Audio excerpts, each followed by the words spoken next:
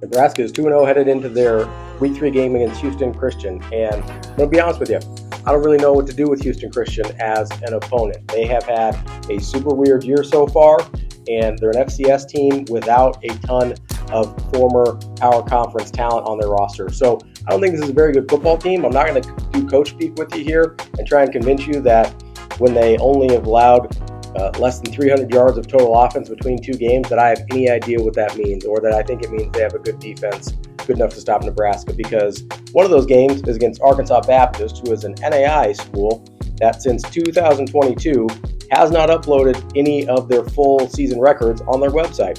So I have no idea how that is. But from the games that they've actually uploaded, they've won 3 games since 2022. So Houston Christian beating them 69-0 in week 1 doesn't really mean that much to me.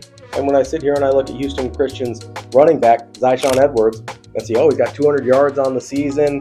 Maybe they've got a nice running game. He's a good back. Well, guess what? 175 of those came against that NAI team, Arkansas Baptist. Arkansas Baptist versus Houston Christian doesn't even sound like a football game. It sounds like a televangelism event. So I don't know what to do with Houston Christian, except for the fact that I look at their roster and I see 13 guys that have played Power Conference football out of 85. Now, out of those 13, 2 of them are kickers, so that's not going to help them that much. And then you've got a bunch of guys that have gone 1 or 2 stops since their opportunity in Power Conference football. And even more of those guys are local Texas guys that have gotten their chance at Houston or TCU and washed back down to the FCS level. So when I look at Houston Christian, I'm not going to sit here and try and scare you and say if they do this and that and all these other things, they might have a chance or they could keep it close. Listen, I'm not saying it's going to be 68-0 again, because that's hard to do against anybody.